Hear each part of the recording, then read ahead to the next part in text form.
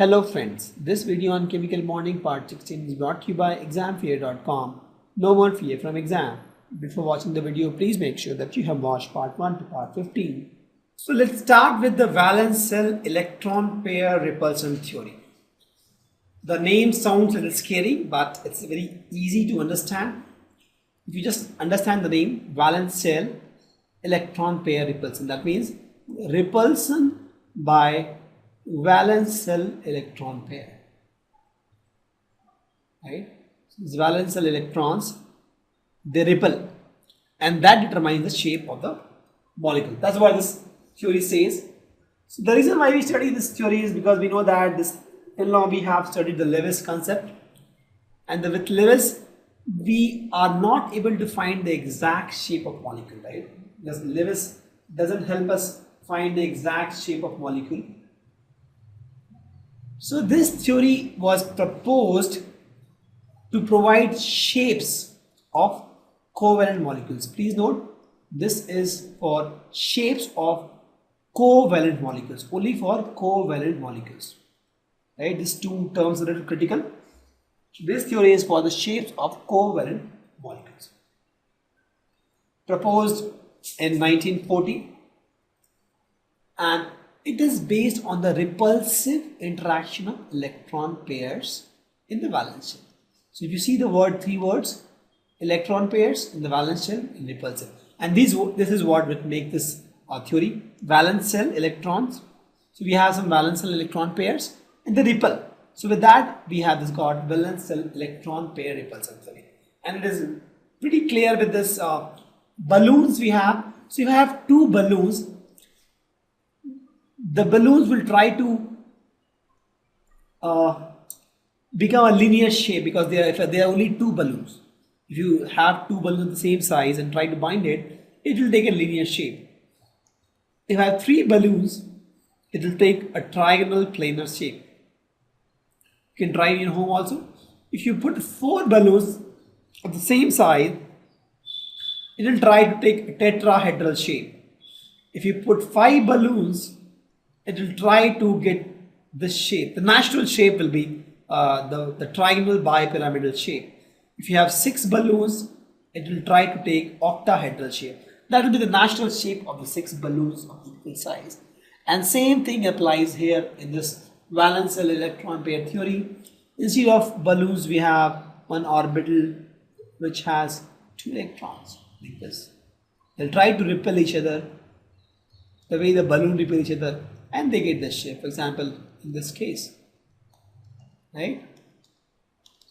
These will have two electrons each, and they try to repel each other, and thus it gets this kind of shape.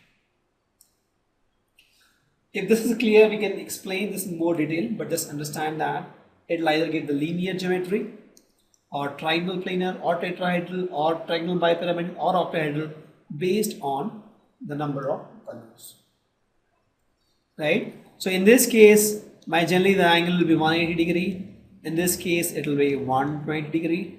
In tetrahedral, my angle is 109.5. And trigonal bipyramidal, these angles are my 90 degree. And in octahedral, and these angles are 120, these angles. And in these octahedral, everything is 90 degree. All angles 90 degree. So let's understand this. For example, I have two balloons. These are my two balloons. There are two balloons, and they repel each other. Similarly, if I have a atom here, and this atom is linked to another atom, and they repel each other. For example, let's suppose I have beryllium here, and I have two chlorine molecules here, two chlorine atoms here. Okay, so beryllium has two electrons in the outermost shell, and these two electrons are used by these chlorines. They'll form a bond, and I'll get something like this. So in this beryllium, if you see, there's an attraction from the repulsion from this chlorine and this chlorine. Both will want to be away from each other. Correct? So this chlorine and this chlorine would like to be away from each other, and they'll try to squeeze. They try to pull each other. For example, this chlorine will try to get away from this blue. Both this will repel. And since it is similar to two balloons, you have two balloons, it will be a linear structure, right? And thus you will get a linear structure. Correct? So if I have three molecules like this, then they will again try to repel each other. For example, in this case, if you see, all these three are, I just put the balloons here, all these three will repel each other.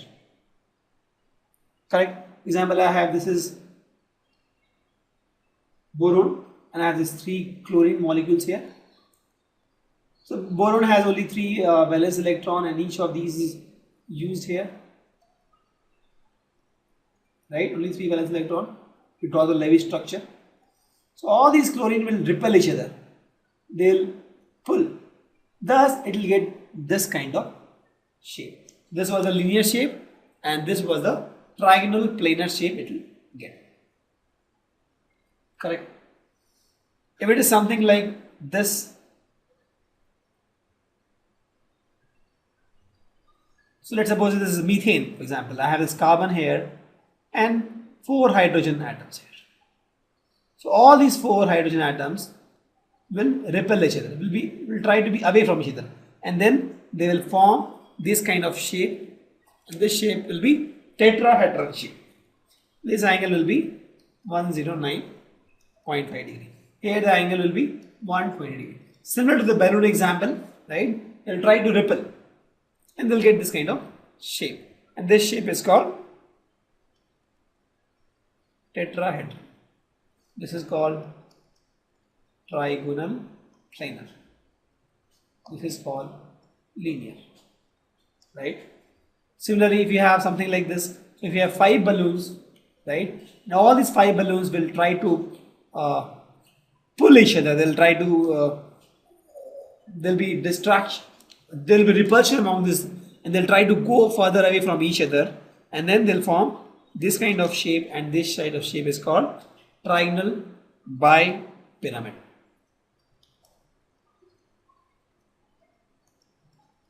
Bipyramid. And in this case, if you see, these angles will be similar to these angles. They'll be 120 degree, but it will be three dimensional. This will be 90 degree, and this is also 3 dimensional, right? If I have 6 repulsion thing, so all these 6 balloons will repel each other, right? And they will form something called octahedron. Here each angle will be 90 degree. You take any angle, this angle will be 90 degree. So there are different kind of shapes possible, and generally we'll talk about variations of these shapes itself, right? But these are the basic shapes for valence shell electron pair repulsion theory. So you have valence shell electron pair and they repel. So it's valence shell electron pair repulsion theory. So it says that if they are like this, they are 2 atoms, they repel each other, and there are only 2 atoms attached to central atom, it will get a linear shape. If there are 3, I think there is no lone pair attached here, so it will get a trigonal planar. If it is 4, it will get tetrahedral. 5 trigonal bipyramidal, and it's 6, it is octahedral, right? So that's what we have seen till now. For example, we have seen BeCl2 will get a linear shape, BF3 will get a trigonal planar because it has 3. Tetrahedron will be example is CH4. You see the methane example, right? There is no extra electron in the carbon, right? And there are only 4 attached here, and they'll try to pull each other. Same for phosphorus pentachloride, it will be trigonal bipyramid. Correct? So the Vesper theory predicts that, or postulates that, the shape of molecule depends on the number of valence shell electron pairs around central atom. So we are concerned only about the valence shell electron pair of central atom. Correct? It says that pairs of electrons in the valence shell repel one another. Because if you see the electron, the valence shell, they're all negative charge. The electron is nothing but, the electron clouds are nothing but negative charge. So negative charge will repel. Basic thing which you have learned in physics, right? To equal charge repel. So here also you have two negative charge clouds and then try to repel each other. And they tend to occupy positions such way they minimize repulsion. So they minimize repulsion and maximize distance between them, and thus by reducing their energy. Here also if you see, energy is like a stress and they want to reduce stress, and they can do this by getting such a position so that the repulsion is minimum and the distance is maximum, right? And in this case the valence shell is taken as sphere, because this is what the theory says.